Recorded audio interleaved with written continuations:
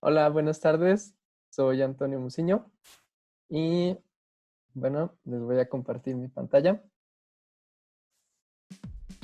y vamos a comenzar.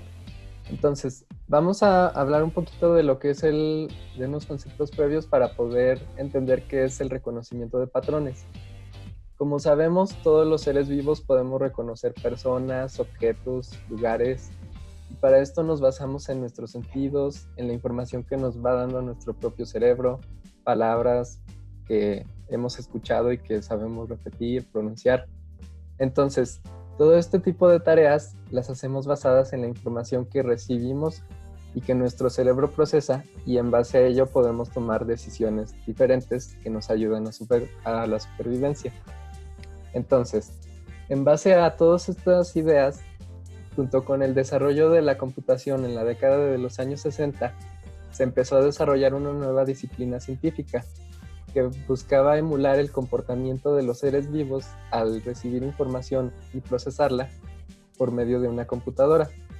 Entonces, la idea principal aquí es recibir un conjunto de datos crudos, por así decirlo, y estos datos nos van a servir para llevar a tomar una decisión.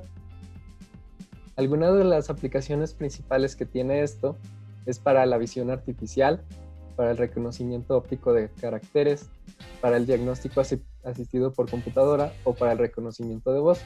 Como sabemos, muchas de estas tareas actualmente ya están en un alto grado de desarrollo. Por ejemplo, la visión artificial que permite identificar vehículos, el reconocimiento de caracteres que se usa para las multas automáticas, que está la cámara y toma la foto de la matrícula de un vehículo y detecta automáticamente los caracteres que están ahí en la matrícula. El diagnóstico asistido por computadora, que recibe imágenes de tomografías o de resonancias magnéticas de pacientes y que permite diagnosticar algunas enfermedades como el cáncer, encontrando diferentes tumores, o el reconocimiento de voz, que ya tenemos disponible hasta en nuestros teléfonos con el famoso OK Google, que le decimos algo y puede realizar acciones por nosotros. Entonces, la clasificación de los objetos se basa en el concepto básico de un patrón. Un patrón es una descripción del objeto que vamos a reconocer. Está conformado por un vector o un conjunto de características que nos van a ayudar a describirlo. Entonces, podemos representarlo de la manera que nos sea más fácil entenderlo. Por ejemplo, podemos representarlo como números, como cadenas de letras, o podemos, en el caso de las imágenes, representarlo también como números, pero separados en los diferentes componentes de cada píxel. Existen dos tipos principales de clasificación, que son la supervisada y la no supervisada. La clasificación supervisada se basa en un conjunto que ya tenemos analizado y previamente etiquetado, que podemos conocer como un conjunto de entrenamiento. Y este tipo de clasificación nos ayuda a analizar el rendimiento que tienen nuestros clasificadores, porque como ya sabemos a qué clase pertenece cada uno de los objetos o patrones, podemos, una vez que tenemos nuestro algoritmo, probar el rendimiento y ver qué tan acertado fue al momento de realizar la clasificación. La clasificación no supervisada es un poco más compleja, pero tiene un área mayor de aplicación porque nos permite trabajar con prácticamente cualquier tipo de información.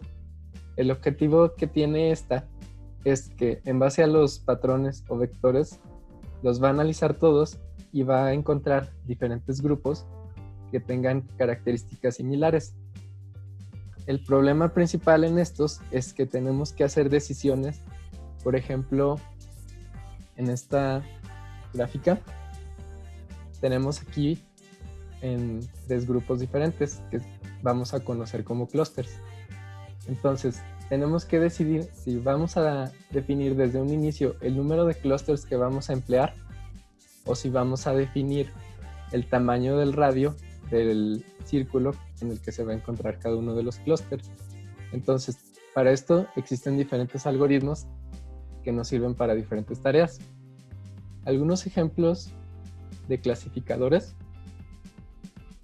que, como les comentaba, que son los que ya tienen definida la clase a la que pertenecen, son desde el más básico, que es el clasificador de mínima distancia, que consiste en base a nuestro conjunto de entrenamiento, vamos a realizar los promedios para cada una de las clases que tengamos definidas.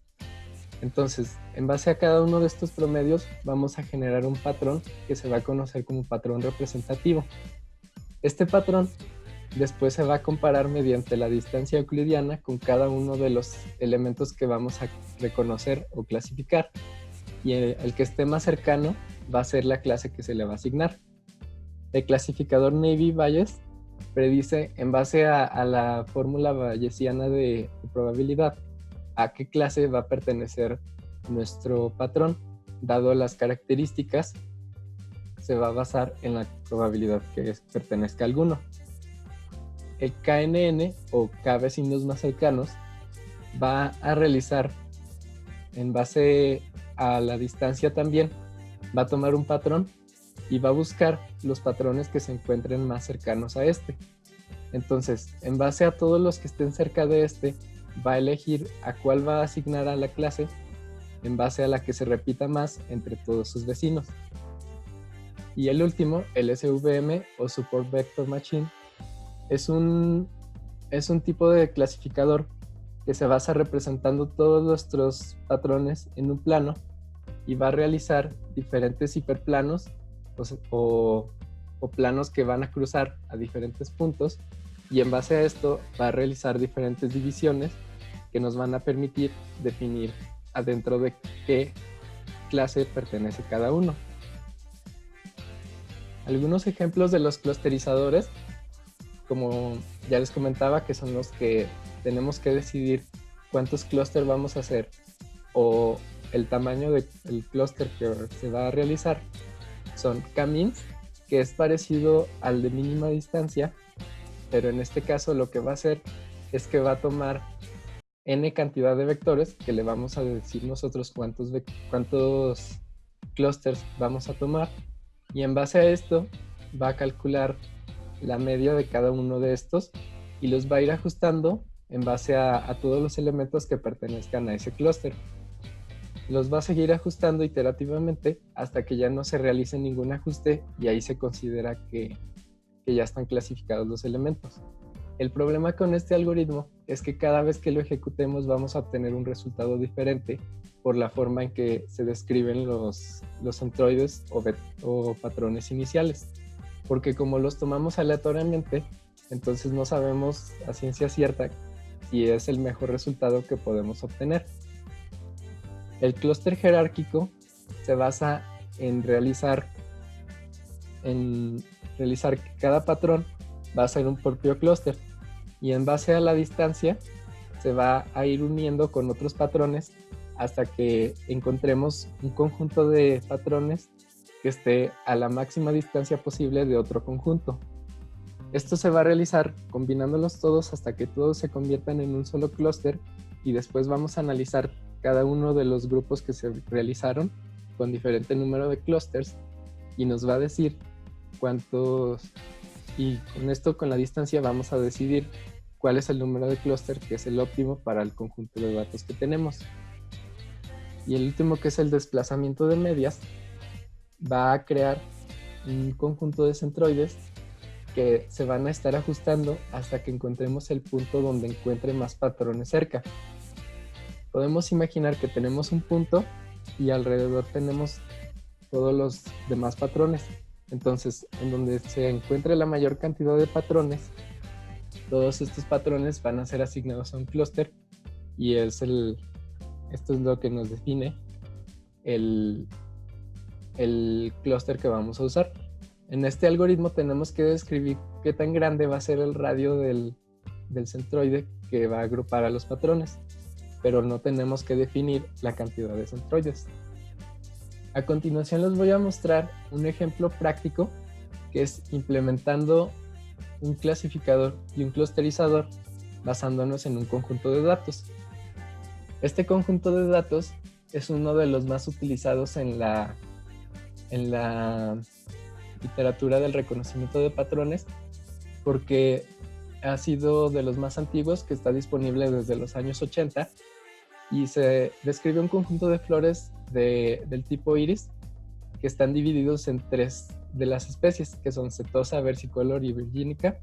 Son 150 patrones y tenemos 4 atributos disponibles, que son el largo y el ancho del sépalo, y el largo y el ancho del pétalo, descritos en centímetros. Este repositorio lo podemos encontrar en la página de la Universidad de California. Existen también otros repositorios. Existen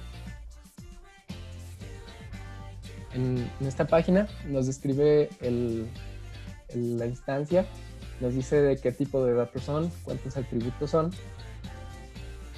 y nos da un poco de información acerca del conjunto de datos. También podemos encontrar otro conjunto de datos de diferentes tipos. Podemos encontrar de datos médicos, de datos de objetos de la vida diaria, de vinos. Hay una gran cantidad de datos. Entonces, ahora sí, para ver el ejemplo práctico, es un clasificador desarrollado en Java y tenemos aquí nuestra representación de un patrón. Como lo vamos a basar en la base de datos de iris, que es la de las plantas que les comentaba, tenemos aquí las 4 características y tenemos la etiqueta de cuál clase pertenece. Son 50 elementos por cada una de las clases, y entonces vamos a representar estas características como un array de dobles. Vamos a tener una etiqueta para la clase original, que es la que está descrita en el archivo, y la clase que nuestro clasificador le va a asignar.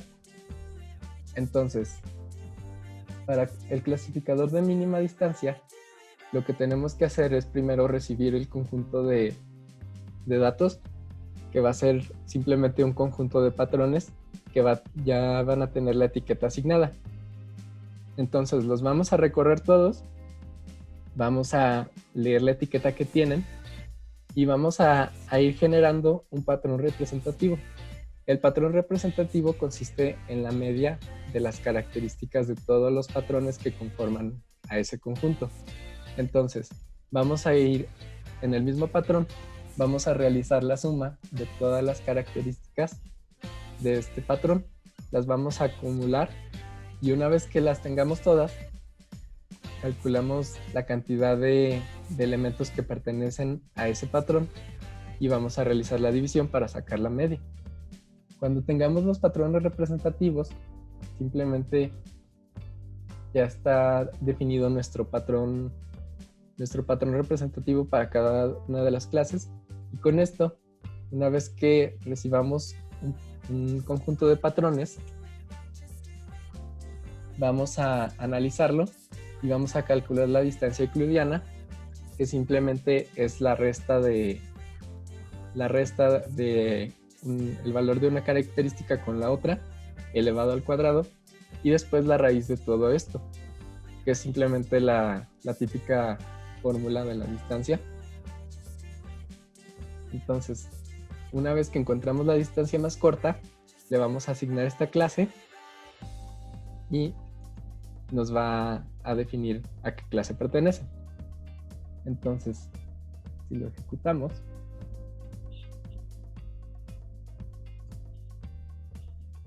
nos va a mostrar cuántos elementos clasificó y el porcentaje de eficiencia que tuvo. Entonces, aquí nos va a mostrar que tuvo algunos problemas en clasificar algunos de los elementos. Esto es debido a que, como nos describe en el repositorio, los diferentes clases, la primera es la única que puede separarse linealmente de las otras dos. Como las otras dos se intersectan en algunos puntos, no es posible separarlas con un clasificador sencillo como este. Es por esto que en estos elementos siempre va a haber problemas para diferenciarlos con este tipo de clasificadores. Para ello tendríamos que utilizar un clasificador más sofisticado para obtener el 100%. Sin embargo, en este tipo de tareas de clasificación no es recomendable buscar siempre obtener el 100% con nuestro conjunto de entrenamiento, porque ahí se diría que estamos sobreajustando a los datos que tenemos. Esto nos puede causar problemas porque si sobreajustamos va a funcionar perfectamente para nuestro conjunto de entrenamiento, pero para otro tipo de datos puede que ya no nos funcione de la forma esperada. Entonces es mejor estar cerca del 100%, pero no ajustarlo para que quede exactamente en 100%. Ahora, para nuestro clusterizador, que es el K-means,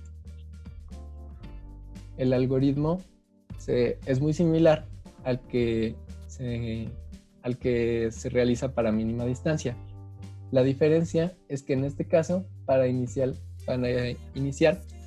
vamos a tener nuestro conjunto de centroides, que son el equivalente a los patrones representativos de mínima distancia, nuestro conjunto de entrenamiento, las medias de cada uno de los centroides, que nos van a servir para estar ajustándolos en cada iteración, el conteo de cuántos elementos hay, cuántos clúster, que es un valor que tenemos que definir nosotros desde un inicio, y necesitamos saber también cuántas características va a tener nuestro patrón. Entonces, cuando empezamos, vamos a elegir 3 centroides aleatoriamente. Vamos a tomar nuestro conjunto y simplemente vamos a agarrar 3 que sean diferentes entre sí. Y en base a esto, para ajustar los valores de los centroides, vamos a clasificar todo nuestro conjunto. Vamos a analizar en qué centroide pertenecen y vamos a calcular la media de todos los patrones que pertenecen a cada centroide. Cuando tenemos la media de cada uno, vamos a asignarle el valor de la media al centroide. Vamos a realizar esto hasta que ya no haya ningún cambio. Esto es que la media sea igual al valor del centroide. Una vez que esté esto, ya terminamos la tarea del análisis y podemos pasar a la clasificación. Ya cuando estén clasificados nuestros elementos, simplemente termina el algoritmo. Entonces, como les decía, el problema con este algoritmo es que cada vez que lo ejecutemos vamos a obtener valores diferentes. Por ejemplo, aquí ya fue un mal caso que obtuvimos solamente el 33% de eficiencia, porque está asignando todos a la clase virgínica y está ignorando completamente la versicolor, asignándolo a los setosa, lo cual es incorrecto. Si lo volvemos a ejecutar, ahora obtuvimos un 56%, que ya es mejor, pero sigue siendo malo. Una vez más, obtuvimos ahora un 88% de eficiencia, lo cual es mejor. Sin embargo, es un problema el estar teniendo que realizar diferentes ejecuciones hasta obtener un valor óptimo sin saber precisamente cómo vamos a realizar la clasificación. Y pues con esto sería todo de mi parte.